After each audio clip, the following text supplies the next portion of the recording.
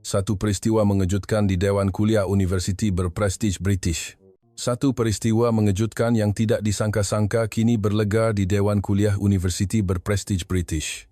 Malaysia, sebuah negara yang bangkit dari status pasca kolonial kepada negara yang menawarkan bantuan, dulunya diejek oleh seorang profesor universiti terkemuka sebagai negara yang bernasib baik. Kini, profesor itu mengakui bahawa semua kata-katanya adalah salah. Bagaimana sebuah negara dengan pendapatan per kapita sekitar RM200 selepas kemerdekaan 1960-an boleh berubah menjadi sebuah negara di mana 3/5 juta rakyatnya menyumbang barang kemas demi negara dan pasukan bantuan kecemasan tiba di lokasi bencana dalam masa 48 jam. Di tengah Dewan Kuliah, beliau mendedahkan kebenaran yang mengejutkan kepada para pelajarnya dan kata-kata terakhirnya dalam bahasa Melayu di kuliah terakhirnya telah menggegarkan seluruh dunia. Apakah yang dilihatnya dan apakah yang telah disedarinya? Kisah itu bermula sekarang. Selamat sejahtera. Saya Dr. Lia Marwood, Profesor Pembangunan Antarabangsa di University Rosebridge. Saya telah mengajar teori yang sama di Dewan Kuliah yang sama selama 15 tahun. Hari ini, seperti biasa, tepat jam 10 pagi, saya membuka pintu Dewan Kuliah besar bersaiz 200 orang. Di dalam dewan yang diterangi cahaya lampu pendar fluor putih, pelajar duduk berselerak di tempat masing-masing. Ada yang membuka komputer riba. Ada yang menghirup kopi sambil memandang ke arah saya. Naik ke pentas, rasa berat yang biasa menekan tapak kaki saya. 15 tahun di tempat yang sama, ketinggian yang sama, pandangan yang sama. Saya membuka komputer riba dan menghidupkan PowerPoint. Tajuk slide muncul di skrin. Kuliah ke-8. Kejayaan dan pengecualian pembangunan ekonomi. Pandangan pelajar serentak beralih ke skrin. Saya memegang alat kawalan jauh dan menukar slide seterusnya. Di skrin muncul bendera beberapa negara: Great Britain, Amerika Syarikat, Jerman, Perancis, dan Malaysia. Secara kebiasaan saya mula bercakap. Saya mengatakan bahawa Malaysia adalah kes pengecualian. Suara saya tenang tetapi tegas. Ini adalah logik yang saya ulang selama 15 tahun. Saya mengakui bahawa Malaysia berjaya dalam perindustrian. Tetapi saya menambah, ia tidak boleh menjadi model ikutan kerana terlalu banyak faktor luaran yang campur tangan. Saya menukar slide pertama. Di bawah tajuk pergantungan kepada bantuan luar, beberapa nombor disenaraikan. Saya menggunakan penunjuk laser untuk menunjukkan graf dan menerangkan. Saya menyatakan bahawa Malaysia, selepas kemerdekaan, menerima bantuan besar-besaran dari negara-negara Commonwealth dan pelaburan asing. Saya menambah, tanpa bantuan dan pelaburan ini, ia tidak mungkin berjaya. Pelajar mengangguk. Slide kedua. Kebetulan geopolitik. Saya menekankan bahawa Malaysia adalah titik strategik semasa Perang Dingin dan di Asia Tenggara yang tidak menentu. Oleh itu, ia menerima lebih banyak pelaburan berbanding negara membangun yang lain. Keistimewaan era kolonial, hubungan baik dengan negara barat, dan akses ke pasaran AS, semua ini adalah nasib sejarah. Di belakang Dewan Kuliah, Jonathan mengangkat tangan. Seorang pelajar berambut perang awal 20-an dengan ekspresi yakin. Saya memanggilnya. Jonathan berkata, bukan ke Malaysia ni akhirnya negara yang dibina oleh British dan AS. Mereka tak buat perindustrian dengan kekuatan sendiri, tetapi kerana sokongan penuh dari AS. Dia menambah, jika AS dan Commonwealth tidak menyokong, Malaysia mungkin akan jadi seperti negara jiran yang lain. Saya terdiam sebentar. Walaupun kata-katanya terlalu simplistik, ia tidak sepenuhnya salah. Saya mengatakan bahawa saya tidak bersetuju sepenuhnya, tetapi saya juga tidak menafikan pandangannya. Sebaliknya, saya menjawab bahawa ada kebenaran dalam pandangan itu. Saya berkata bahawa faktor luaran sememangnya memainkan peranan besar dalam kejayaan Malaysia. Ketawa meletus di kalangan pelajar. Bunyi yang hampir kepada ejekan. Saya terdengar seseorang berbisik, negara yang bernasib baik. Saya tidak membetulkan kata-kata itu. Saya menukar slide ketiga. Di bawah tajuk keunikan budaya, perkataan seperti muhibbah, gotong royong, dan semangat pendidikan disenaraikan. Walaupun menerangkan ini, saya mengekalkan nada skeptikal. Saya mengatakan bahawa budaya bukanlah faktor penentu dalam pembangunan ekonomi. Jika budaya begitu penting, negara lain dengan budaya serantau yang serupa sepatutnya berjaya juga. Emily mengangkat tangan. Pelajar yang duduk di barisan hadapan sentiasa mempunyai soalan yang tajam. Dia bertanya, jadi, Profesor menilai Malaysia bagaimana? Saya menjawab tanpa teragak-agak. Saya berkata bahawa Malaysia tidak boleh menjadi model ikutan sama sekali. Keyakinan terpancar dalam suara saya. Saya menambah bahawa saya tidak meremehkan pencapaian Malaysia, cuma kejayaan itu tidak boleh ditiru. Terlalu banyak kebetulan bertindih, dan situasinya terlalu istimewa.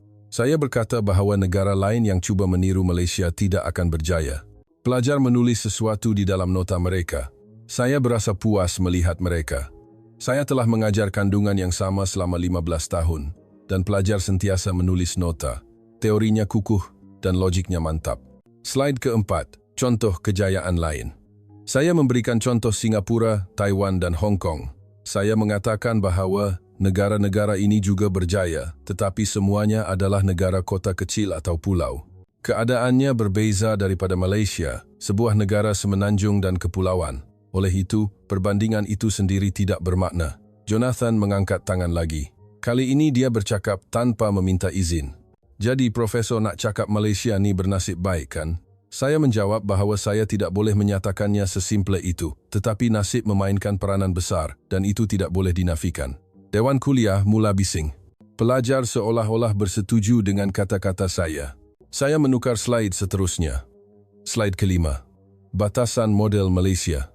Saya menyenaraikan perkataan seperti kerajaan autoritarian, ekonomi berpusatkan industri besar, dan pengorbanan pekerja. Saya mengatakan bahawa terdapat sisi gelap di sebalik kejayaan Malaysia. Pertumbuhan dicapai dengan mengorbankan penindasan demokrasi, pencabulan hak asasi manusia, dan ketidaksamaan yang semakin teruk. Maria mengangkat tangan dengan senyap. Dia seorang pelajar yang sentiasa mengajukan soalan emosi. Dia bertanya, tapi rakyat Malaysia bangga, kan? Bukan kemenakjubkan mereka bangkit dari abu pasca kolonial? Saya menjawab, ya, sudah tentu. Ia menakjubkan. Tetapi saya berkata bahawa dalam analisis akademik, emosi mesti diketepikan. Kita perlu melihatnya dengan dingin. Saya menambah bahawa kita perlu menilai sama ada kejayaan Malaysia boleh diterapkan di negara lain dan sama ada ia adalah model universal. Maria tidak berkata apa-apa lagi. Slide ke-6, kesimpulan. Saya merumuskan kuliah hari ini. Saya mengatakan bahawa Malaysia adalah kes yang menarik tetapi pengecualian. Saya berkata ia adalah kes unik yang dicipta oleh gabungan bantuan luar, nasib geopolitik, keunikan budaya, dan kaedah autoritarian. Oleh itu, saya membuat kesimpulan bahawa ia bukanlah model untuk dirujuk oleh negara-negara membangun. Pelajar bertepuk tangan. Tepukan yang formal, tetapi saya sudah biasa. Saya telah menerima tepukan yang sama selama 15 tahun. Saya menamatkan kuliah dan menutup komputer riba. Seorang demi seorang pelajar mula bangun dari tempat duduk. Jonathan keluar sambil ketawa bersama rakan-rakannya. Emily mengemaskan nota sambil menggelengkan kepala dan Maria mengemas bagnya perlahan-lahan sendirian. Saya turun dari pentas dan melihat keluar tingkap. Langit London pada bulan November berwarna kelabu. Nampaknya akan hujan. Saya mengambil beg saya dan menuju ke pejabat penyelidikan. Berjalan di koridor, saya berfikir, kuliah hari ini sempurna. Teorinya kukuh dan pelajar mengikutinya dengan baik. Saya telah melakukannya selama 15 tahun dan ia akan berterusan. Saya membuka pintu pejabat penyelidikan dan masuk. Kertas kerja yang menimbun penuh di rak buku kelihatan. Pembangunan antarabangsa, ekonomi, sains politik. Saya adalah pakar dalam bidang ini. Pada usia 43 tahun, saya adalah profesor penuh. Telah menerbitkan 8 kertas kerja dan menulis 2 buku. Salah satunya adalah mengenai Malaysia. Tajuknya ialah Kejayaan Pengecualian. Model yang tidak boleh ditiru. Saya duduk di meja dan menghirup teh. Di luar tingkap, saya melihat pelajar berjalan bertiga-tiga. Ada yang ketawa, ada yang bercakap di telefon. Ia adalah petang yang biasa. Saya membuka bahan kuliah untuk minggu depan. Tajuknya ialah Kuliah ke-9, Demokrasi dan Pembangunan Ekonomi. Kali ini juga, saya merancang untuk menggunakan slide yang telah disediakan. Tiada apa yang berubah dalam 15 tahun. Melihat skrin komputer riba, saya berpuas hati. Semuanya di tempatnya, dan semuanya boleh diramal. Saya tidak pernah meragui teori saya. Malaysia adalah pengecualian. Itu adalah kesimpulan saya, dan kesimpulan itu tidak pernah goyah. Saya melihat jam. Jam 3 petang. 2 jam lagi sebelum janji temu seterusnya. Saya memutuskan untuk terus menulis kertas kerja. Tajuknya ialah Mitos dan Realiti Keajaiban Ekonomi Asia Timur. Kandungannya adalah analisis perbandingan Malaysia, Singapura, dan Taiwan. Kesimpulannya telah pun ditetapkan. Mereka semua adalah kes istimewa dan tidak boleh menjadi model universal. Saya mula menaip pada papan kekunci. Ayat-ayat mengalir secara automatik. Ia adalah logik yang diulang selama 15 tahun. Perkataan seperti bantuan luar, nasib geopolitik, dan kaedah otoritarian diulang. Hujan mula turun di luar tingkap. Hujan renyai-renyai. November di London sentiasa begini. Dingin dan boleh diramal. Saya terus menulis kertas kerja. 1 perenggan, 2 perenggan. Irama yang biasa. Saya percaya bahwa saya betul, keyakinan yang dibina selama 15 tahun. Malam itu, apabila pulang ke rumah, saya berfikiran sama. Malaysia adalah pengecualian. Pemikiran itu tertanam kuat di kepala saya. Tiada sebab untuk ia goyah. Tetapi saya tidak tahu bahwa minggu depan semua keyakinan saya akan mula runtuh. Seminggu berlalu. Saya duduk di meja pejabat penyelidikan saya, menulis kertas kerja. Saya sedang memuktamadkan bab Malaysia di bawah tajuk Mitos dan Realiti Keajaiban Ekonomi Asia Timur. Saya menaip ayat-ayat yang biasa pada papan kekunci. Bantuan luar, nasib geopolitik, model yang tidak boleh ditiru. Logik yang saya ulang selama 15 tahun, tetapi ada sesuatu yang tersangkut. Ayat-ayat tidak mengalir dengan lancar, dan tangan saya terhenti secara aneh, sedangkan biasanya ia mengalir dengan mudah. Saya merenung skrin. Kursor berkelip. Saya merasakan bahwa saya kekurangan data. Saya memutuskan bahwa saya memerlukan lebih banyak data dan log masuk ke pangkalan data perpustakaan universiti. Apabila saya menaip pembangunan ekonomi Malaysia di ruang carian, beratus-ratus kertas kerja muncul. Saya mengklik beberapa daripadanya dan membacanya. Kandungan yang biasa, pergantungan bantuan, pertumbuhan berorientasikan ekspor, sistem industri besar. Hanya perkara yang saya sudah tahu. Pada masa itu, notifikasi baharu muncul di sebelah kanan skrin. Ia adalah pengumuman kemaskini arsip digital perpustakaan. Saya mengkliknya tanpa berfikir. Tajuknya kelihatan. Digitalisasi sumber utama berkaitan Malaysia selesai. Kandungannya adalah sejumlah besar video, audio, dan dokumen dari 1950 hingga 2000 yang baru dikeluarkan. Temu bual mangsa era darurat, testimoni pekerja zaman perindustrian, dan rekod semasa krisis kewangan Asia. Saya mengklik pautan itu. Bukan kerana saya berminat, tetapi secara naluri seorang ahli akademik. Senarai sumber dibuka.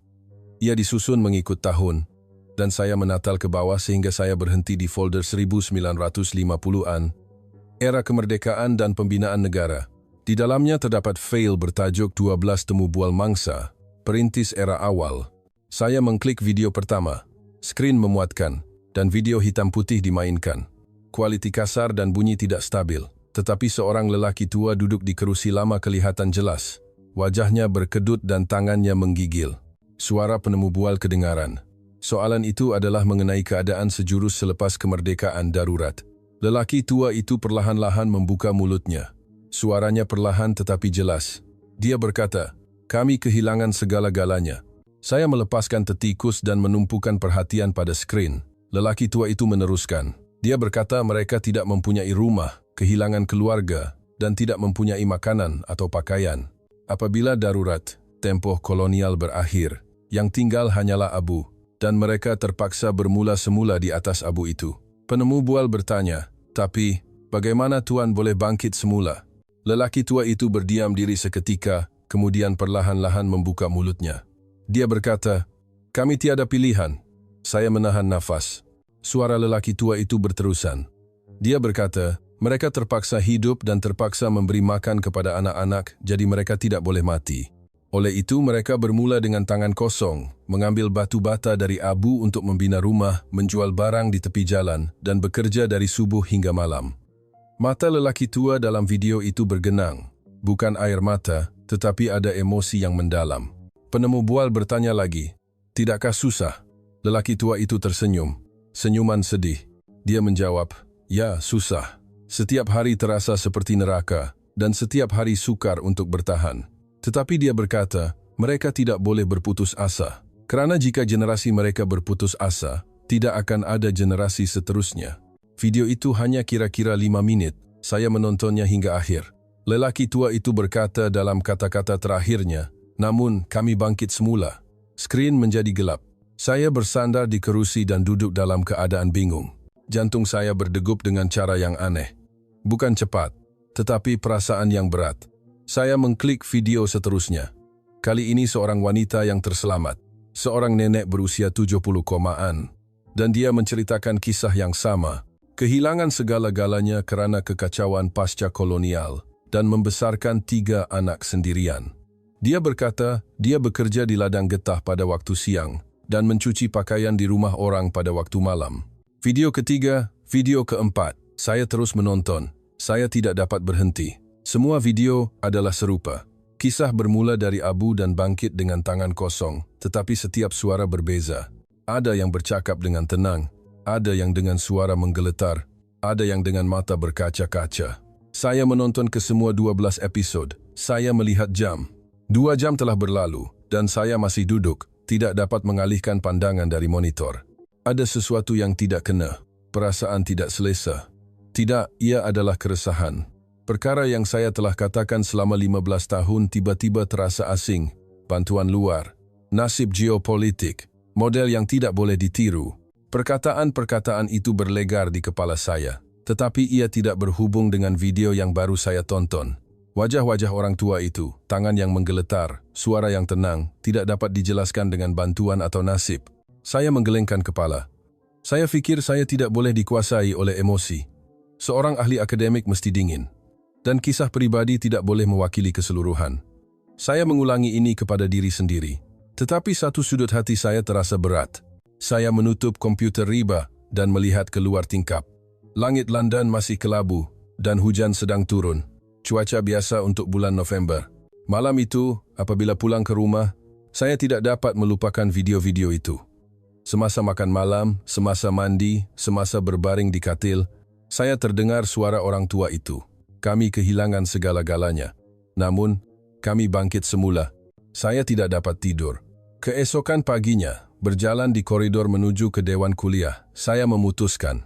Saya perlu menunjukkan video itu dalam kuliah hari ini. Saya pikir pelajar juga perlu melihatnya. Saya tidak tahu mengapa saya berpikir begitu. Saya hanya merasakan ia perlu.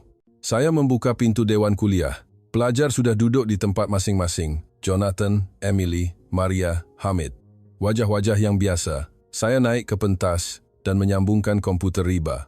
Saya berhenti seketika sebelum menghidupkan PowerPoint seperti biasa. Sebaliknya, saya membuka file video yang saya tonton semalam. Pelajar mula berbisik. Mereka merasakan suasana yang berbeza daripada biasa. Saya membuka mulut. Saya berkata, hari ini saya akan menunjukkan bahan yang sedikit berbeza. Saya mengingatkan mereka bahawa minggu lepas saya bercakap tentang pergantungan Malaysia terhadap bantuan luar dan saya menambah bahawa saya baru-baru ini menemui sumber baharu. Pandangan pelajar tertumpu. Saya memainkan video itu. Skrin hitam putih muncul di skrin. Temu bual mangsa era awal kemerdekaan muncul sebagai sari kata dan lelaki tua itu muncul di skrin. Dewan kuliah menjadi senyap. Suara lelaki tua itu bergema melalui pembesar suara. Kata-kata kami kehilangan segala-galanya, kami kehilangan rumah, keluarga, segala-galanya, dan namun, kami bangkit semula menjadikan udara dewan kuliah berat. Saya melihat pelajar. Semua menumpukan perhatian pada skrin. Jonathan, Emily, Maria. Tiada siapa yang ketawa, tiada siapa yang bermain-main. Video itu berakhir. Keheningan menyelubungi. 5 saat, 10 saat berlalu, tiada siapa yang bersuara. Emily perlahan-lahan mengangkat tangan dan saya memanggilnya. Emily bertanya, "Profesor, kenapa tak tunjuk benda ni sebelum ni?" Ada emosi lain bercampur dalam suaranya. Bukan tuduhan, tetapi persoalan. Saya menjawab dengan jujur. Saya berkata, saya pun baru tahu. Saya telah mengajar tentang Malaysia selama 15 tahun, tetapi ini adalah kali pertama saya melihat sumber seperti ini. Tidak, saya tidak mencarinya. Maria berkata perlahan. Mereka semua sangat menakjubkan. Suaranya menggeletar. Jonathan diam. Pelajar yang minggu lepas mengejek Malaysia sebagai negara yang dibina oleh AS, kini tidak berkata apa-apa. Dia hanya merenung skrin. Hamid mengangkat tangan. Dia seorang pelajar dari Pakistan. Dia bertanya, "Profesor, macam mana mereka boleh bangkit semula?" Saya tidak dapat menjawab. Sebenarnya, Saya pun tidak tahu. Saya telah berfikir sejak semalam tetapi tidak menemui jawabannya. Saya berkata dengan jujur. Saya tidak pasti. Tetapi saya fikir ini adalah soalan yang penting. Dewan kuliah kembali senyap. Saya memainkan video kedua. Ia adalah temu bual dengan seorang nenek. Kisah membesarkan 3 anak sendirian, bekerja di ladang pada waktu siang dan di rumah orang lain pada waktu malam. Pelajar menahan nafas dan menonton. Video itu berakhir. Dan saya berkata, minggu lepas, kita kata Malaysia adalah kes pengecualian. Dan ia adalah kerana bantuan luar dan nasib geopolitik. Dan saya berhenti. Saya berkata, tetapi mendengar kisah orang-orang ini, saya rasa ada sesuatu yang terlepas. Emily mengangkat tangan lagi. Dia bertanya, jadi, adakah pandangan Profesor berubah? Saya teragak-agak. Sejujurnya, saya keliru. Keyakinan yang saya pegang selama 15 tahun sedang goyah. Saya menjawab, saya belum tahu. Tetapi saya rasa saya perlu mengkaji lebih mendalam. Pelajar memandang saya. Pandangan yang berbeza daripada biasa, kekeliruan, rasa ingin tahu, dan sedikit rasa hormat bercampur. Saya menamatkan kuliah. Ia berakhir 15 menit lebih awal daripada biasa. Saya tiada apa lagi untuk diperkatakan. Pelajar keluar seorang demi seorang, dan saya tinggal bersendirian di dewan kuliah. Skrin masih menyala, dan imej pegun video terakhir tertera. Wajah lelaki tua itu kelihatan besar. Saya merenung wajah itu lama. Ada sesuatu yang tidak kena. Perasaan bahawa keyakinan yang dibina selama 15 tahun sedang goyah. Ia tidak selesa dan membimbangkan. Tetapi saya masih tidak tahu dengan tepat apa masalahnya. Malam itu, saya kembali ke pejabat penyelidikan. Di luar tingkap, hari sudah gelap. Di London pada bulan November, matahari mula terbenam pada jam 4 petang dan gelap sepenuhnya pada jam 5 petang. Saya duduk, hanya menyalakan lampu meja, dan merasakan cahaya biru skrin komputer riba memancar ke wajah saya. Saya log masuk semula ke arsip. Saya sudah melihat sumber era darurat, tetapi saya merasakan saya perlu mencari sesuatu yang lain. Jari saya menatal ke bawah, dan folder 1990-an menarik perhatian saya. Di dalamnya terdapat tajuk Krisis Kewangan Asia 1997. Saya mengkliknya. Senarai fail dibuka. Rekod rundingan IMF. Statistik kebankrapan syarikat, graf kadar pengangguran, dan di antaranya terdapat tajuk Video Rekod Kempen Tabung Pemulihan Negara, TPN. Tabung Pemulihan Negara. Saya pernah melihat perkataan ini. Ia melintas di suatu tempat dalam kertas kerja, dan saya tidak pernah membacanya secara terperinci. Saya ingat ia hanya diproses sebagai nota kaki. Saya memainkan video itu. Sari kata Januari 1998 muncul di skrin. Pemandangan di hadapan sebuah bank terbentang, dan kelihatan orang beratur, memegang sampul kecil di tangan mereka. Apabila kamera mendekat, kelihatan cincin emas, rantai emas, dan perhiasan pusaka di dalamnya. Seorang wartawan bertanya kepada seorang wanita pertengahan umur, kenapa Puan serahkan emas ini? Wanita itu menjawab dengan suara yang tenang tetapi tegas. Negara kita dalam kesusahan, jadi kita mesti bantu dengan cara ini. Kamera beralih kepada orang lain. Seorang nenek berusia 70-an memegang sebentuk cincin emas kecil di tangannya. Wartawan bertanya, tak sayang ke? Nenek itu tersenyum dan menjawab, tak sayang. Kalau ini boleh selamatkan negara, saya rela berikan. Dia menambah bahawa cincin emas ini adalah pemberian arwah suaminya dan suaminya akan faham. Saya tidak dapat menghentikan skrin. Ia beralih ke adegan seterusnya. Di hadapan sebuah sekolah rendah, kanak-kanak beratur memegang tabung simpanan dan seorang guru menerimanya satu persatu dan merekodkannya. Wartawan bertanya kepada seorang kanak-kanak, kenapa serahkan tabung simpanan? Kanak-kanak itu menjawab dengan suara yang jelas, TV kata negara kita susah, saya pun nak bantu. Saya menarik nafas panjang. Video itu berterusan. Adegan seorang pengerusi syarikat besar membawa keluar jongkong emas. Seorang pemandu teksi menyerahkan jam tangan emas. Seorang suri rumah menanggalkan cincin perkahwinan. Sari kata muncul.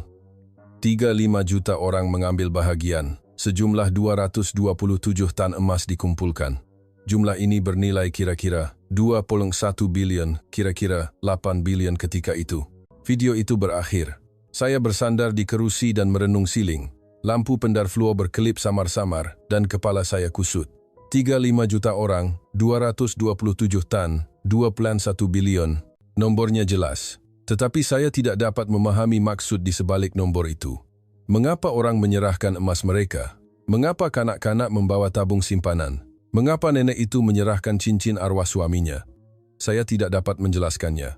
Saya teringat kertas kerja saya, bantuan luar, nasib geopolitik, dasar ekonomi, kandungan yang saya ajar selama 15 tahun, tetapi teori itu tidak dapat menjelaskan video yang baru saya tonton.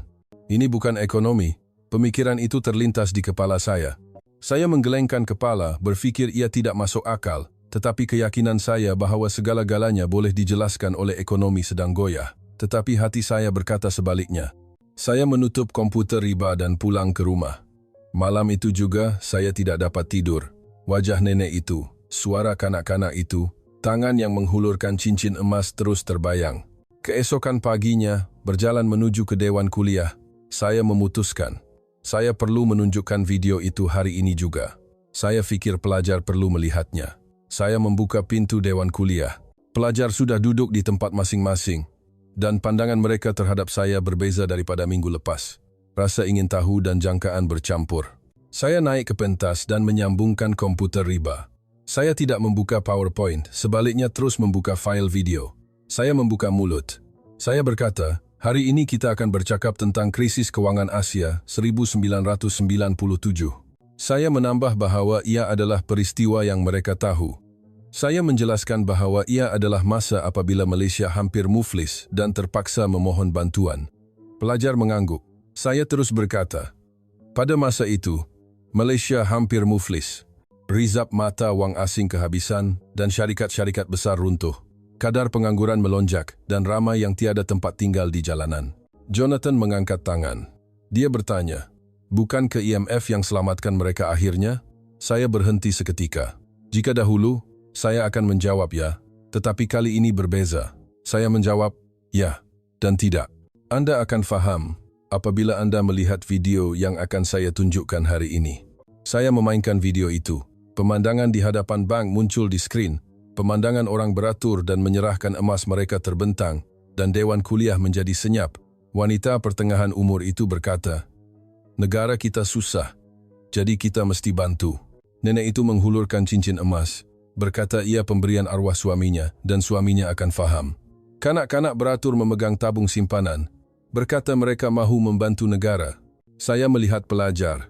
Semua menumpukan perhatian pada skrin. Emily sedikit ternganga dan Jonathan kelihatan kaku. Mata Maria mula merah. Video itu berakhir dan sehari kata muncul. 35 juta orang menyumbang. 227 tan dikumpulkan. Bernilai 21 bilion. Keheningan menyelubungi. Maria bertanya dengan suara menggeletar. Mereka betul-betul serahkan emas mereka, wang mereka, harta mereka, berikan begitu sahaja? Saya mengangguk dan menjawab, ya. 35 juta orang mengambil bahagian secara sukarela. Air mata mengalir di mata Maria. Dia berkata, tak boleh percaya. Macam mana boleh jadi macam tu? Saya menjawab dengan jujur. Saya pun tidak tahu. Jonathan membuka mulut. Suaranya berbeza daripada biasa. Ia adalah suara yang serius. Profesor, adakah ini betul-betul berkesan? Adakah 2.1 bilion itu benar-benar membantu? Saya menjawab, secara ekonomi, ia bukan jumlah yang besar. Bantuan antara bangsa yang diterima adalah lebih besar. Jadi wang yang dikumpulkan oleh TPN hanya kira-kira 3% daripada jumlah keseluruhan. Jonathan bertanya, jadi maksudnya ia tidak banyak membantu? Saya menggelengkan kepala dan menjawab, tidak. Secara nombor, ia kecil, tetapi maknanya besar. Pergerakan ini meninggalkan kesan yang mendalam kepada masyarakat antarabangsa dan menunjukkan keazaman rakyat Malaysia. Emily mengangkat tangan. Dia bertanya, Profesor menilai ini bagaimana? Saya teragak-agak. Ia adalah fenomena yang tidak dapat dijelaskan oleh teori yang saya bina selama 15 tahun. Tidak dapat dijelaskan sepenuhnya oleh ekonomi, sains politik atau sosiologi. Saya perlahan-lahan membuka mulut. Saya berkata, ini bukan ekonomi. Pelajar memandang saya. Saya terus berkata, ini bukan sekadar mengumpul wang. Ini adalah kesedaran komuniti, pengorbanan kolektif, dan kepercayaan kepada negara. Saya menambah bahawa ia adalah sesuatu yang lain yang tidak dapat dijelaskan oleh teori ekonomi. Hamid berkata perlahan, itu cinta. Saya memandangnya. Hamid meneruskan, cinta kepada negara. Saya pernah melihat perkara yang sama di negara saya, Pakistan. Saya melihat orang membantu secara sukarela semasa bencana. Saya mengangguk dan menjawab, mungkin begitu. Jonathan berkata lagi, kali ini bukan dengan nada mengejek, suara yang serius. Profesor, minggu lepas Profesor kata Malaysia berjaya kerana bantuan luar, tapi ini bukan bantuan luar kan? Saya terhenti. Jonathan, betul. Ini bukan bantuan luar, ia adalah kekuatan yang datang dari dalam. Keazaman untuk bangkit sendiri. Saya menjawab dengan jujur, ya, saya akui, ini bukan bantuan luar. Ini adalah kekuatan yang dicipta oleh rakyat Malaysia sendiri. Dan saya menambah, saya menghentikan kuliah seketika selepas melihat video ini. Pelajar kelihatan terkejut. Saya terus berkata, sejujurnya, saya keliru. Perkara yang saya telah ajar selama 15 tahun sedang goyah, perkataan seperti bantuan luar, dan nasib geopolitik tiba-tiba terasa tidak mencukupi. Emily bertanya perlahan, jadi, Profesor fikir bagaimana sekarang? Saya melihat keluar tingkap, langit kelabu kelihatan, dan hujan mula turun. Saya menjawab, saya belum tahu dengan tepat, tetapi saya rasa saya perlu melihat semula Malaysia. Saya rasa saya perlu mengkaji semula dari awal. Maria berkata, Profesor, itu keputusan yang berani. Saya tersenyum sedih dan menjawab, ia bukan keberanian, tetapi pilihan yang tidak dapat dielakkan. Kerana saya tidak boleh mengabaikan kebenaran. Kuliah berakhir. Apabila pelajar keluar, mereka berbeza daripada biasa. Ada yang kelihatan termenung, ada yang berbual dengan senyap dengan rakan mereka. Jonathan pun tidak mengejek. Saya tinggal bersendirian di dewan kuliah. Skrin masih memaparkan imej pegun adegan terakhir. Tangan nenek yang menghulurkan cincin emas kelihatan besar. Saya merenung tangan itu lama, dan saya merasakan hati saya menjadi berat. Mata saya mula panas. Saya rasa ada sesuatu yang penting yang saya terlepas. Selama 15 tahun, saya keluar dari dewan kuliah. Koridor senyap. Semua pelajar sudah pergi, dan hanya bunyi penyapu daripada tukang cuci kedengaran dari jauh. Saya perlahan-lahan menuju ke pejabat penyelidikan. Kepala saya kusut. Saya membuka pintu pejabat penyelidikan dan menghidupkan lampu. Hanya lampu meja yang saya hidupkan. Di luar tingkap, hari sudah gelap. Di London pada bulan November, matahari terbenam pada jam 4 petang dan gelap sepenuhnya pada jam 5 petang. Saya duduk di meja dan membuka komputer riba. Perasaan berat di hati saya tidak hilang. Tangan nenek yang menghulurkan cincin emas terus terbayang. Saya mahu memastikan sesuatu lagi. Saya kembali ke arsip. Kali ini saya membuka folder 1960-an dan 1970-an. Berpuluh-puluh fail bertanda era perindustrian disenaraikan. Saya mengklik salah satu daripadanya. Tajuknya ialah Rekod Pembinaan Kilang Besi Perwaja. Video itu dimainkan. Pemandangan padang yang tandus terbentang di skrin. Sari kata 1968 muncul dan tiang-tiang dipacak di tanah yang tiada apa-apa. Kamera perlahan-lahan beralih, menunjukkan sekeliling, dan ia adalah padang tandus di mana hanya laut dan bukit kelihatan. Suara narator kedengaran. Dia berkata, apabila diumumkan bahawa mereka akan membina kilang besi di sini, seluruh dunia mengejek. Pakar asing membantah, mengatakan bagaimana sebuah negara tanpa teknologi, modal dan pengalaman boleh membina kilang besi. Skrin bertukar. Tapak pembinaan muncul. Dengan sari kata 1970, beribu-ribu pekerja menggali tanah, menuang simen dan mendirikan rangka besi. Pemandangan bekerja dari subuh hingga malam berterusan. Temu bual seorang pekerja muncul. Seorang lelaki berusia 40-an, wajahnya dilitupi debu hitam. Penemu bual bertanya, kenapa tuan bekerja keras begini? Lelaki itu menjawab, negara kita perlukan keluli untuk maju. Jadi, walaupun susah, saya tahan. Kebanggaan bercampur dalam suaranya. Video itu berterusan. Adegan upacara perasmian pada tahun 1973 muncul. Pemandangan besi panas mengalir dari relau gergasi, pekerja bersorak, dan jurutera menangis silih berganti. Narator berkata, pakar asing menjangkakan ia akan mengambil masa 10 tahun, tetapi Malaysia menyiapkannya dalam 5 tahun. Dan kilang besi ini menjadi jantung perindustrian Malaysia. Video itu berakhir. Saya membuka fail seterusnya. Ia adalah rekod pembinaan kawasan perindustrian bebas, PSEZ, Bayan lepas. Kisah yang serupa. Bermula dari pantai yang tiada apa-apa, beribu-ribu orang bekerja siang malam untuk membina kilang elektronik gergasi. Pakar berkata ia mustahil, tetapi Malaysia berjaya. Saya terus membuka fail. Rekod pembangunan industri semikonduktor, proses pembinaan kilang kereta proton, video tapak pembinaan lebuh raya. Saya melihatnya satu persatu. Semua video menunjukkan corak yang sama. Ramalan bahawa ia mustahil. Namun orang mula bekerja, siang malam, dan akhirnya hasilnya dicapai. Saya melihat jam 2 pagi. Saya telah menonton video selama 5 jam. Mata saya kabur, tetapi saya tidak dapat berhenti. Saya membuka fail terakhir. Tajuknya ialah koleksi testimoni pekerja 1970-an. Seorang pekerja wanita muncul. Kelihatan berusia awal 20 kropaan, memakai pakaian kerja kilang. Penemu bual bertanya, "Berapa jam cik bekerja sehari?" Wanita itu menjawab, "Biasanya 12 jam. Kalau ada pesanan mendesak, 16 jam pun pernah." Ditanya sama ada ia susah, dia tersenyum dan menjawab, "Susah, tapi rasa bangga bila fikir produk yang kita buat ni akan keluar negara. Bila fikir ia akan bantu negara kita maju." Ia berbaloi. Temu bual seterusnya adalah dengan pekerja binaan. Seorang lelaki berusia 30-an bekerja di tapak pembinaan lebuh raya. Dia berkata, "Gaji rendah, tapi saya dapat lihat sendiri negara ni sedang membangun, jadi rasa bangga. Bila fikir anak-anak saya akan memandu di jalan ni, saya rasa bersemangat."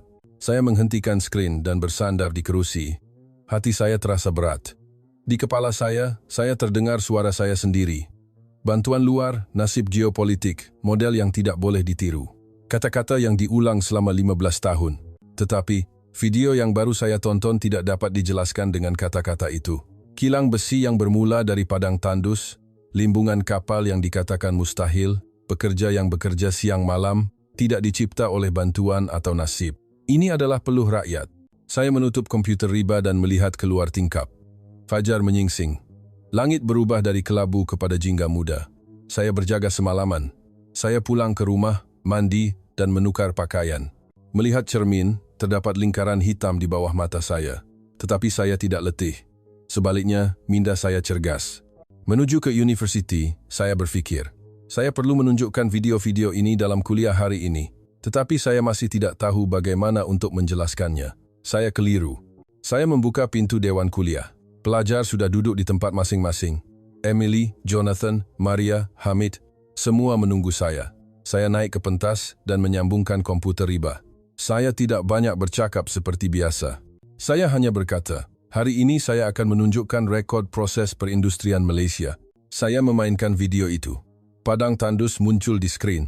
Pemandangan perwajah pada tahun 1968. Pelajar mula menumpukan perhatian. Semasa video itu dimainkan, adegan tapak pembinaan, pekerja, dan kilang besi yang siap muncul silih berganti. Dewan kuliah senyap.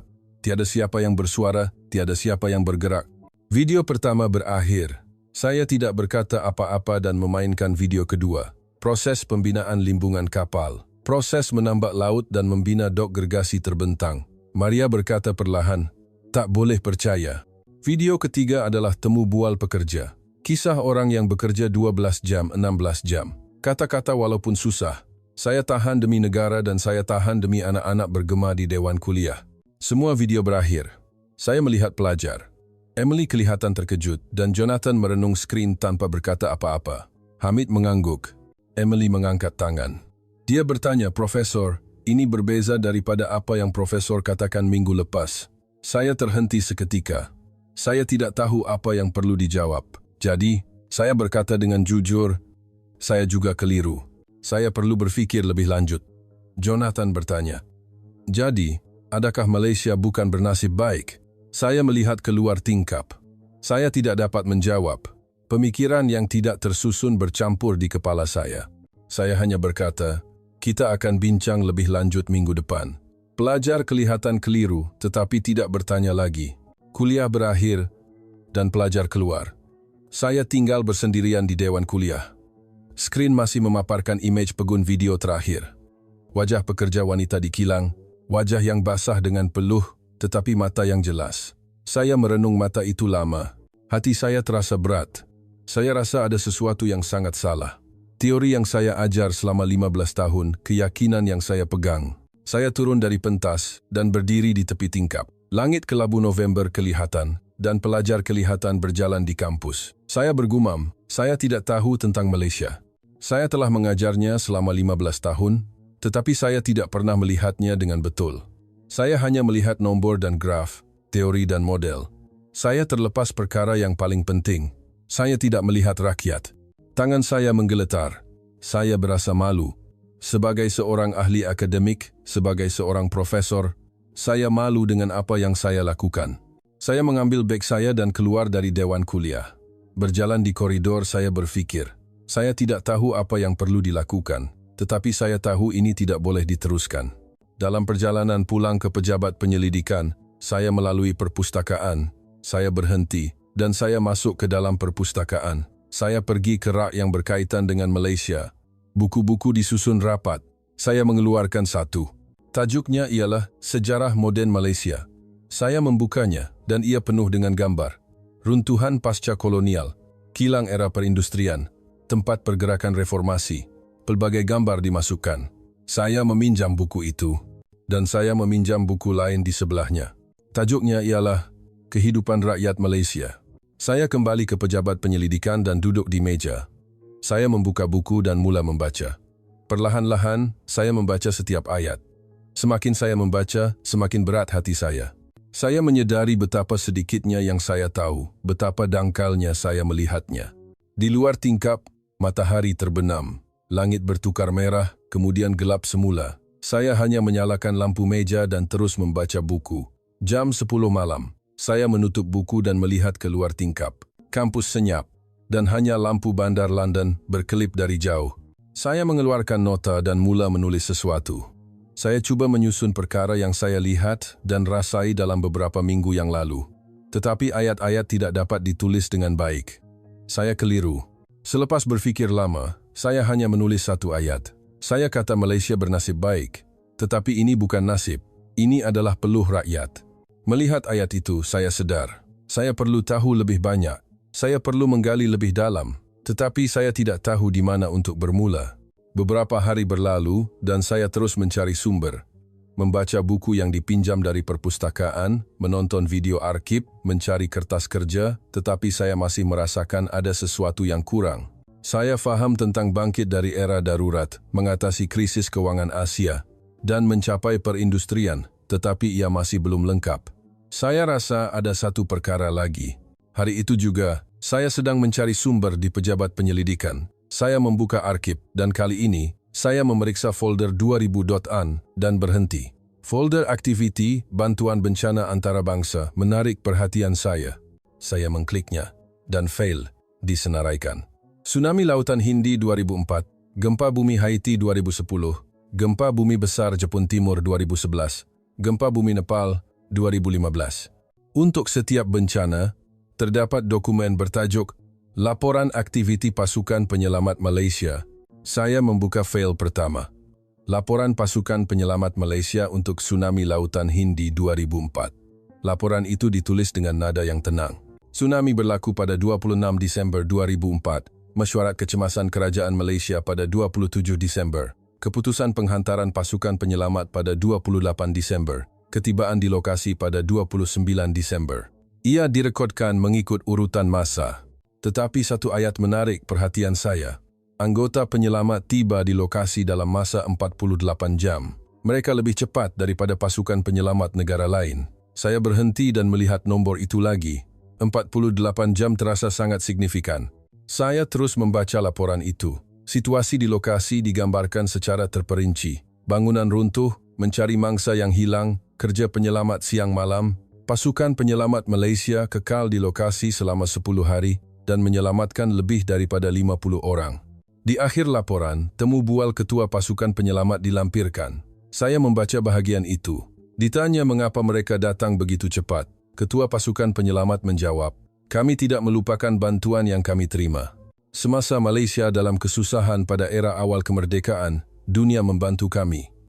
Dia menambah, "Jadi, apabila seseorang dalam kesusahan, kami juga perlu bergegas. Kami rasa itu adalah tanggung jawab, obligasi kami." Saya tidak dapat mengalihkan pandangan dari skrin. Saya membuka fail seterusnya. Laporan Gempa Bumi Haiti 2010. Kandungan yang serupa terbentang.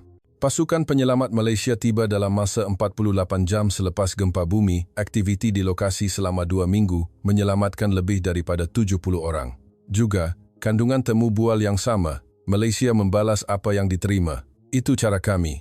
Kami ingat ketika kami dibantu pada masa lalu, jadi kami membantu sekarang. Saya terus membuka fail. Gempa bumi Nepal, taufan Filipina. Setiap laporan mempunyai corak yang sama. Penghantaran yang cepat, aktiviti yang berdedikasi, dan pengulangan kata-kata bahawa mereka tidak melupakan bantuan yang diterima. Terutamanya satu ayat terus muncul. Kami ingat bantuan yang kami terima pada masa lalu, jadi kami membantu sekarang. Saya bersandar di kerusi, dan saya merasakan hati saya menjadi panas. Ini bukan sekadar bantuan antarabangsa. Ini adalah falsafah. Kepercayaan bahawa mereka akan membalas apa yang mereka terima, bahawa mereka tidak melupakan bantuan. Baru sekarang saya mula faham. Bantuan yang diterima oleh Malaysia selepas darurat, kemerdekaan bukan sekadar sokongan ekonomi, tetapi hutang, dan rakyat Malaysia tidak melupakan hutang itu. Jadi, mereka fikir sekarang giliran mereka untuk membantu. Malam semakin larut, tetapi saya terus melihat sumber. Senarai negara yang di mana pasukan penyelamat Malaysia beroperasi berterusan, dan rekod menunjukkan bahawa di mana sahaja bencana berlaku, di Asia, Afrika, Amerika Selatan, mereka bergegas dalam masa 48 jam. Jam menunjukkan pukul 1 pagi. Saya mencetak fail itu dan berfikir bahawa saya perlu menunjukkannya dalam kuliah esok. Keesokan paginya, memegang laporan yang dicetak, berjalan di koridor menuju ke dewan kuliah, saya membaca semula dokumen itu. Setiap kali saya membacanya, makna baharu dirasai. Saya membuka pintu dewan kuliah. Pelajar sudah duduk di tempat masing-masing. Saya dapat merasakan suasana kuliah telah banyak berubah dalam beberapa minggu yang lalu. Pelajar kini memandang saya dengan pandangan jangkaan tentang apa yang akan saya tunjukkan. Naik ke pentas, pelajar perasaan bahawa hari ini saya memegang bahan cetak dan bukannya komputer riba. Saya membuka mulut. Saya berkata, hari ini kita akan bercakap tentang aktiviti bantuan bencana antarabangsa Malaysia. Saya bertanya sama ada mereka tahu bahawa Malaysia menghantar pasukan penyelamat ke lokasi bencana di seluruh dunia. Pelajar kelihatan bingung dan seolah-olah tidak tahu. Saya menerangkan. Saya berkata, apabila tsunami, gempa bumi, atau taufan berlaku, pasukan penyelamat Malaysia tiba di lokasi dalam masa 48 jam. Saya berkata ini adalah kelajuan yang lebih cepat daripada negara lain. Jonathan mengangkat tangan. Dia bertanya, bukankah itu sekadar bantuan antarabangsa?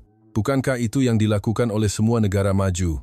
Saya menggelengkan kepala dan menjawab, serupa, tetapi berbeza. Pendekatan Malaysia agak istimewa. Anda akan faham jika Anda mendengarnya secara langsung. Saya membuka laporan di tangan saya dan mula membaca. Tsunami Lautan Hindi 2004 berlaku. 48 jam kemudian, pasukan penyelamat Malaysia tiba di lokasi. Ketua pasukan penyelamat berkata dalam temu bual, kami tidak melupakan bantuan yang kami terima. Semasa darurat, kemerdekaan, dunia membantu kami. Jadi, apabila seseorang dalam kesusahan, kami juga perlu bergegas. Dewan kuliah menjadi senyap. Saya terus membaca. Semasa gempa bumi Haiti 2010, anggota pasukan penyelamat Malaysia berkata, Malaysia membalas apa yang diterima. Itu cara kami. Kami ingat ketika kami dibantu pada masa lalu. Jadi kami membantu sekarang. Mata Maria bergenang. Saya membaca bahagian seterusnya. Di lokasi gempa bumi Nepal 2015, pasukan penyelamat Malaysia meneruskan kerja mencari dan menyelamat siang malam. Seorang penduduk tempatan bertanya, kenapa kamu begitu berdedikasi? Anggota penyelamat menjawab, kami juga pernah melalui masa sukar. Kami ingat bantuan yang kami terima pada masa itu. Sekarang giliran kami untuk membantu. Saya meletakkan laporan itu dan melihat pelajar. Semua merenung saya tanpa berkata apa-apa. Hamid perlahan-lahan mengangkat tangan dan berkata, Profesor, ini bukan sekadar bantuan. Suaranya menggeletar. Ini adalah kepercayaan faith. Falsafah bahawa mereka akan membalas apa yang mereka terima. Saya mengangguk dan menjawab, betul. Itu juga yang saya sedar apabila saya membaca laporan ini. Emily bertanya, berapa cepat 48 jam itu? Saya menjawab, biasanya, pasukan penyelamat antarabangsa mengambil masa 3 hari hingga seminggu selepas bencana. Masa diperlukan untuk bersiap, mendapat kelulusan, dan bergerak. Saya menjelaskan bahawa Malaysia tiba dalam masa 48 jam. Saya menambah bahawa ini hampir seperti tindak balas segera. Jonathan berkata, "Jadi, Malaysia sentiasa bersedia?" Saya menjawab, "Ya." Saya menjelaskan bahawa Malaysia mempunyai sistem siap sedia kekal untuk bantuan bencana dan bersedia untuk berlepas pada bila-bila masa. Maria bertanya perlahan, "Kenapa mereka buat sampai macam tu?" Saya mengambil laporan itu semula dan membaca. Pasukan Penyelamat Malaysia berkata, "Kami tidak melupakan bantuan yang kami terima. Jadi, kami bergegas dalam masa 48 jam." Dewan Kuliah senyap sunyi. Saya berkata, "Ini adalah cara Malaysia berurusan dengan bantuan. Mereka menganggapnya bukan sekadar sokongan ekonomi, tetapi hutang moral." Saya menjelaskan bahawa mereka fikir mereka perlu membayarnya dan adalah wajar untuk membantu orang lain apabila mereka dalam kesusahan. Hamid berkata lagi, "Profesor, ini sangat menakjubkan. Negara saya, Pakistan, juga mempunyai banyak bencana. Tetapi saya tidak pernah melihat pasukan penyelamat dengan falsafah seperti ini." Saya mengangguk dan menjawab, "Saya juga baru tahu." Emily bertanya, "Profesor, adakah ini juga hasil daripada bantuan luar yang Profesor sebutkan?" Saya berhenti seketika. Soalannya menyentuh intipati.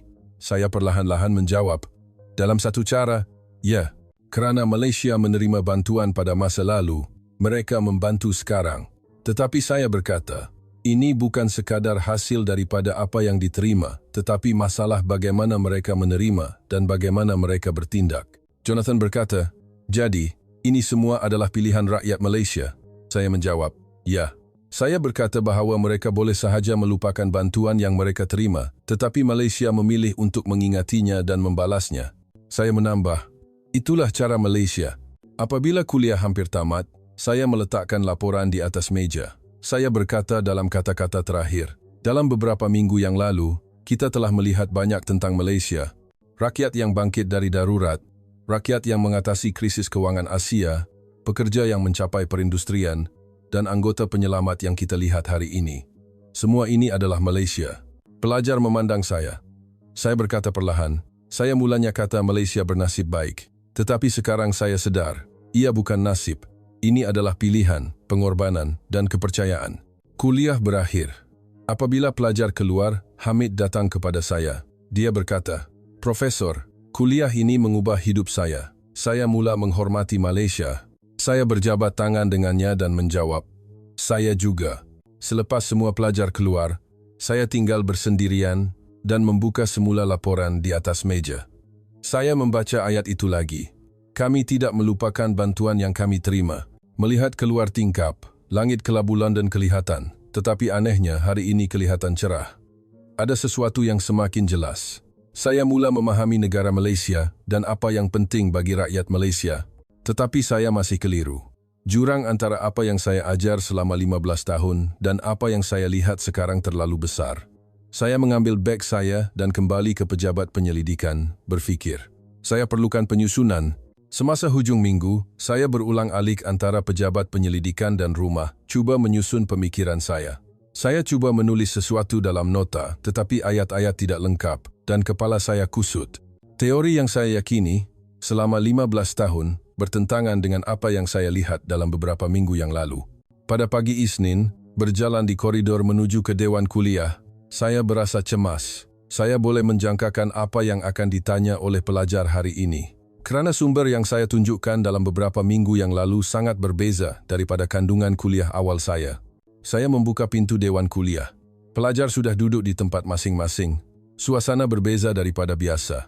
Ketegangan dapat dirasakan. Emily membuka nota, Jonathan duduk bersilang tangan, dan Maria memandang saya dengan ekspresi bimbang.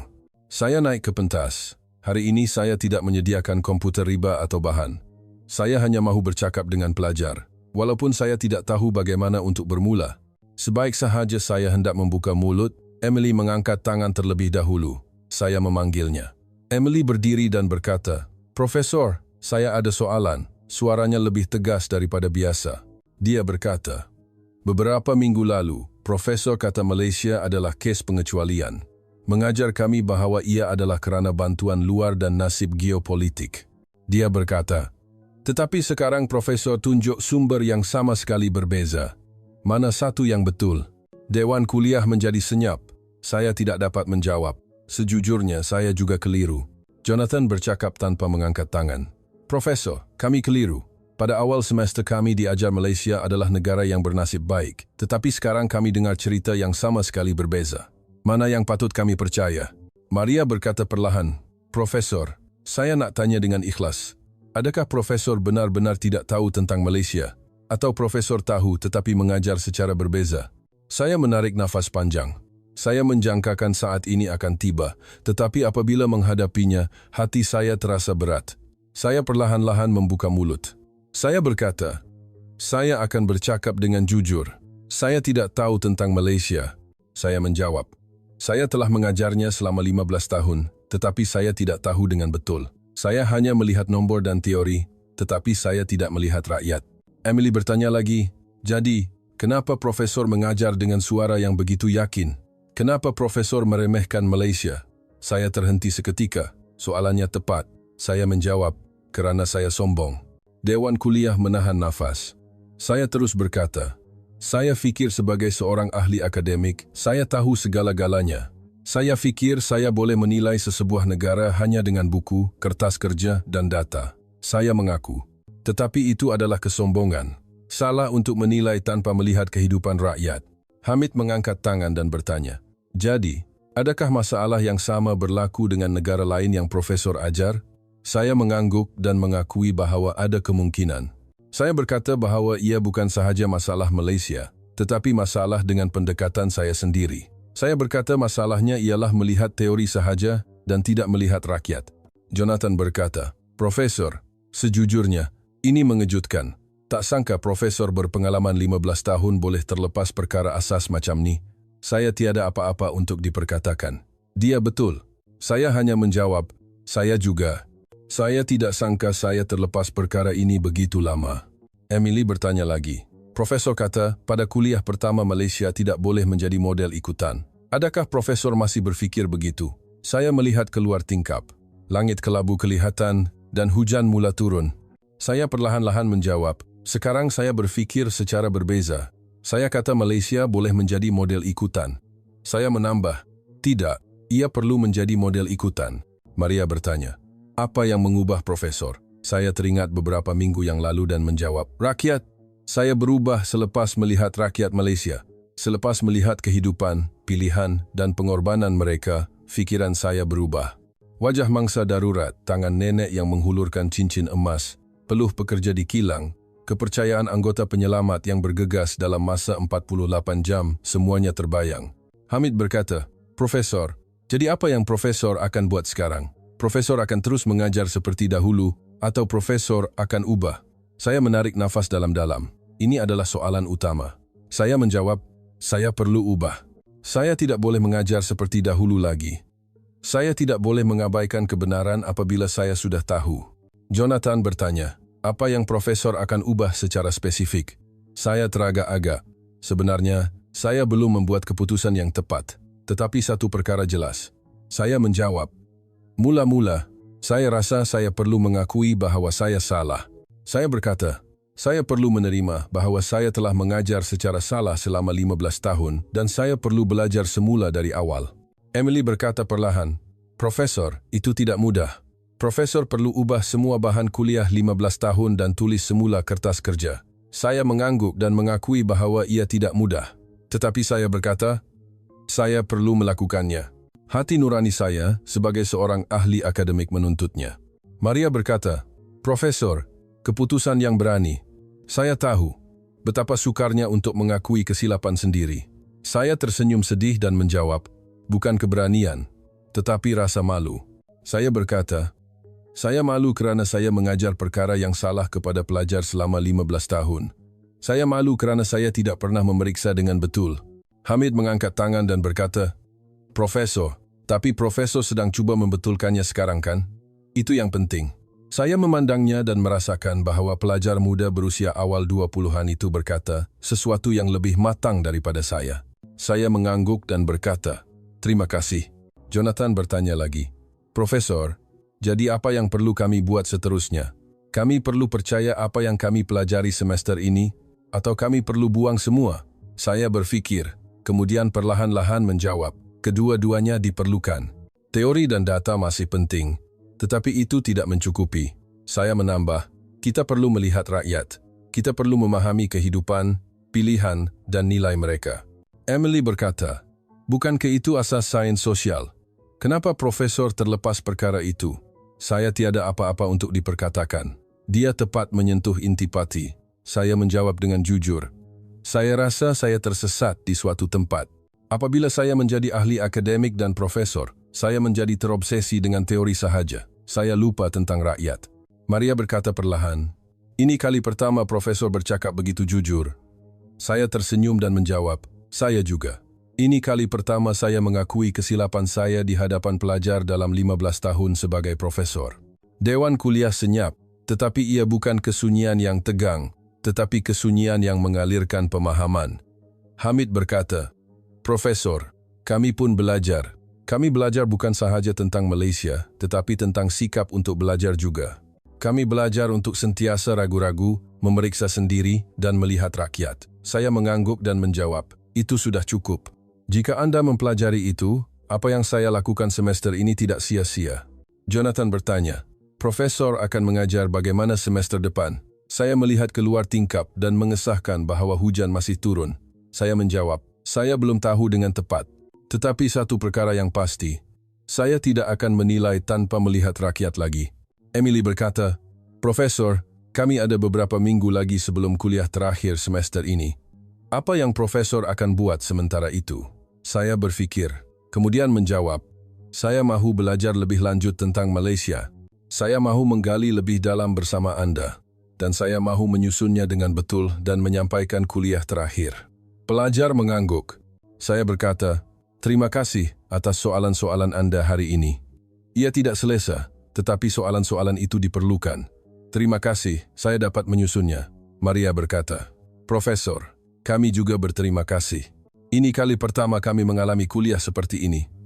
Saya tersenyum dan menjawab, saya pun, ini kali pertama saya mengalami kuliah seperti ini. Kuliah berakhir. Apabila pelajar keluar, Emily datang kepada saya dan berkata, Profesor, mesti profesor susah, tapi profesor buat perkara yang betul. Saya mengangguk dan menjawab, terima kasih. Semua pelajar keluar, dan saya tinggal bersendirian. Saya turun dari pentas dan melihat tempat duduk pelajar. Perbualan hari ini sukar, tetapi perlu. Terima kasih kepada soalan pelajar, pemikiran saya menjadi lebih jelas. Saya mengambil beg saya dan keluar dari dewan kuliah. Berjalan di koridor, saya berpikir, sekarang saya benar-benar perlu mengubah sesuatu. Saya tidak boleh menangguhkannya lagi. Dalam perjalanan pulang ke pejabat penyelidikan, saya memutuskan, dalam kuliah minggu depan, saya perlu menyusunnya dengan betul. Saya perlu berkongsi dengan pelajar apa yang saya pelajari dan sedar dalam beberapa minggu yang lalu dan secara rasmi membetulkan kuliah saya yang lalu. Dan yang paling penting, saya perlu membentangkan perspektif baharu tentang Malaysia. Ini adalah permulaan.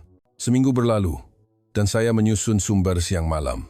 Saya menulis pemikiran saya dalam nota, menonton semula video yang saya lihat dalam beberapa minggu yang lalu, dan mengingati perbualan saya dengan pelajar. Dan saya memutuskan, dalam kuliah hari ini, saya perlu menyusun segala-galanya dan membuat pengakuan yang betul. Pada pagi Isnin, saya tiba di pejabat penyelidikan lebih awal daripada biasa. Saya membuka laci meja dan mengeluarkan sesuatu. Ia adalah laporan yang saya tulis pada tahun 2010. Tajuknya ialah Mitos dan Realiti Keajaiban Ekonomi Asia Timur, Kajian Semula Model Malaysia. Berdasarkan laporan ini, saya telah mengajar selama 15 tahun. Saya membuka laporan dan membacanya. Dari halaman pertama hingga terakhir, ia dipenuhi dengan ayat-ayat yakin saya. Malaysia adalah kes pengecualian, terlalu bergantung kepada bantuan luar. Model yang tidak boleh ditiru, tidak boleh menjadi model ikutan. Membaca ayat-ayat itu, hati saya terasa berat. Saya meletakkan laporan di dalam beg dan menuju ke dewan kuliah. Berjalan di koridor, saya merasakan jantung saya berdegup kencang. Ini adalah saat yang paling mendebarkan dalam 15 tahun kerja saya sebagai profesor. Apa yang saya akan lakukan hari ini bukan sekadar mengajar, tetapi menafikan masa lalu saya. Saya membuka pintu dewan kuliah. Pelajar sudah duduk di tempat masing-masing. Berbeza dengan suasana tegang minggu lepas, mereka memandang saya dengan pandangan jangkaan. Saya naik ke pentas, mengeluarkan laporan dari beg, dan menyambungkan komputer riba. Skrin memaparkan fail PowerPoint yang saya gunakan selama 15 tahun. Tajuk slide pertama muncul besar di skrin. Kuliah ke-8, Kejayaan dan Pengecualian Pembangunan Ekonomi. Melihat tajuk itu, pelajar sedar bahawa itu adalah tajuk yang sama yang mereka lihat pada kuliah pertama semester ini. Saya menarik nafas dalam-dalam dan membuka mulut. Saya berkata, hari ini saya akan menyampaikan kuliah istimewa. Saya menjelaskan bahawa dalam beberapa minggu yang lalu, saya telah mengkaji semula Malaysia bersama mereka. Kisah mangsa darurat, kempen TPN, proses perindustrian, aktiviti bantuan bencana. Banyak yang kami lihat, dan minggu lepas, mereka mengajukan soalan-soalan penting. Emily mengangguk perlahan. Saya terus berkata, hari ini, saya mahu memberikan jawapan saya kepada semua itu, dan saya ada sesuatu untuk dikatakan kepada anda semua. Saya mengangkat laporan di tangan saya. Anda tahu apa ini? Pelajar menggelengkan kepala. Saya menerangkan. Ini adalah laporan yang saya tulis pada tahun 2010. Ia mengandungi hasil penyelidikan saya tentang pembangunan ekonomi Malaysia, dan saya telah mengajarnya kepada anda semua berdasarkan laporan ini selama 15 tahun. Saya melihat Jonathan memandang saya dengan ekspresi tegang. Saya membuka laporan dan mula membaca. Malaysia adalah kes pengecualian. Ia adalah kes istimewa yang menggabungkan bantuan luar dan nasib geopolitik, dan tidak boleh menjadi model ikutan untuk negara membangun lain. Suara saya bergema di Dewan Kuliah. Saya membaca bahagian seterusnya. Kejayaan Malaysia sangat bergantung kepada faktor luaran seperti bantuan besar-besaran, lokasi strategik semasa Perang Dingin, dan hubungan baik dengan negara barat. Oleh itu, percubaan untuk menguniversalkan model Malaysia adalah tidak realistik. Dewan Kuliah menjadi senyap. Saya meletakkan laporan dan melihat pelajar. Saya berkata perlahan, ini adalah kandungan yang saya ajar kepada anda semua selama 15 tahun. Kesimpulan laporan ini adalah intipati kuliah saya. Saya menarik nafas dalam-dalam. Dan saya berkata, pelajar sekalian, saya salah. Dewan Kuliah menahan nafas. Saya terus berkata, laporan ini salah. Kandungan yang saya ajar selama 15 tahun adalah salah. Saya berkata dengan jelas. Saya mengaku bahawa saya telah meremehkan Malaysia, hanya menekankan faktor luaran, dan tidak melihat usaha rakyat Malaysia. Mata Maria membulat. Saya menunjuk ke skrin. Slide ini pun sama. Bahan kuliah yang saya gunakan selama 15 tahun ini salah dan saya tidak boleh menggunakannya lagi. Saya mengklik tetikus. Saya menekan butang delete pada fail PowerPoint dan tetingkap pengesahan muncul. Saya mengklik lagi untuk memadamkan file itu. Sambil pelajar menahan nafas dan memerhatikan, saya menunjukkan laporan di tangan saya dan perlahan-lahan mula mengoyaknya. Bunyi koyakan halaman pertama bergema di Dewan Kuliah. Saya terus mengoyak halaman kedua, halaman ketiga. Saya melihat Hamid ternganga memandang saya. Saya meletakkan cebisan kertas yang dikoyak di atas meja dan berkata, laporan ini sudah tiada. Penyelidikan salah saya yang lalu berakhir di sini. Emily bertanya perlahan, Profesor, jadi apa yang Profesor akan buat sekarang? Saya memandangnya dan menjawab, soalan yang bagus. Sekarang saya akan bercakap tentang kebenaran. Saya kembali ke skrin dan membuka fail baharu. Tajuk bahan yang saya sediakan selama seminggu muncul, Kisah Rakyat Malaysia. Saya berkata, saya telah menyusun apa yang kita lihat dalam beberapa minggu yang lalu. Kisah mangsa darurat, rakyat krisis kewangan Asia, pekerja perindustrian, dan anggota penyelamat. Saya menukar slide pertama. Gambar runtuhan pasca kolonial muncul. Saya menerangkan, pada tahun 1953, Malaysia adalah salah satu negara termiskin di dunia. Semuanya musnah akibat konflik pasca kolonial, tetapi rakyat tidak berputus asa dan bermula semula dengan tangan kosong. Saya menukar slide kedua. Gambar kempen TPN muncul. Saya berkata, semasa krisis kewangan Asia 1997, 3 titik orang secara sukarela menyerahkan emas mereka. Nenek menghulurkan cincin arwah suaminya, kanak-kanak membawa tabung simpanan. Ini bukan ekonomi, ia adalah kesedaran komuniti, pengorbanan kolektif untuk menyelamatkan negara. Slide ketiga adalah gambar tapak pembinaan kilang besi Perwaja. Saya menerangkan, kilang besi yang dikatakan mustahil disiapkan dalam 5 tahun dan pekerja bekerja siang malam. Ini bukan nasib, ini adalah peluh. keazaman untuk tidak berputus asa. Slide keempat memaparkan gambar pasukan penyelamat Malaysia di lokasi bencana. Saya berkata, Malaysia tiba di lokasi bencana dalam masa 48 jam kerana mereka tidak melupakan bantuan yang mereka terima. Mereka ingat bantuan yang mereka terima pada masa lalu, jadi mereka membantu sekarang. Saya menunjukkan semua slide dan memandang pelajar. Saya berkata perlahan, inilah Malaysia yang sebenar. Apa yang saya ajar pada mulanya hanyalah nombor dan teori, tetapi Malaysia yang sebenar adalah kisah rakyatnya. Jonathan mengangkat tangan dan bertanya, Profesor, jadi bantuan luar tidak penting? Saya menggelengkan kepala dan menjawab, ia penting. Tanpa bantuan luar, ia akan menjadi lebih sukar. Itu adalah fakta. Tetapi saya berkata, ia tidak boleh dijelaskan hanya dengan bantuan. Banyak negara menerima bantuan, tetapi jarang yang menjadi seperti Malaysia. Perbezaannya adalah rakyat, pilihan mereka, pengorbanan mereka, dan kepercayaan mereka. Hamid berkata, Profesor, jadi Malaysia boleh menjadi model ikutan. Saya mengangguk dan menjawab, ya, Malaysia boleh menjadi model ikutan. Tidak, ia perlu menjadi model ikutan. Saya menjelaskan bahawa ia bukan model yang sempurna, tetapi negara yang mempunyai banyak untuk dipelajari. Terutamanya sikap tidak berputus asa dalam kesusahan, pengorbanan untuk komuniti, dan falsafah membalas apa yang diterima adalah nilai yang perlu dipelajari oleh semua negara. Maria berkata perlahan, Profesor, terima kasih kerana berani. Saya tersenyum sedih dan menjawab, bukan keberanian, tetapi tanggung jawab, obligasi. Saya berkata, membetulkan kesilapan adalah tanggung jawab seorang ahli akademik, dan saya tidak boleh mengabaikan kebenaran. Emily bertanya, Profesor akan mengajar bagaimana di masa hadapan? Saya menunjuk ke skrin dan menjawab, saya akan mengajar seperti ini. Nombor dan teori penting, tetapi saya akan tunjukkan kisah rakyat terlebih dahulu. Saya akan menganalisis selepas memahami kehidupan dan pilihan mereka. Saya menambah bahawa itu adalah urutan yang betul, dan saya telah melakukannya secara terbalik selama 15 tahun. Jonathan berkata, Profesor, saya pun pada mulanya mengejek Malaysia. Saya fikir ia adalah negara yang bernasib baik.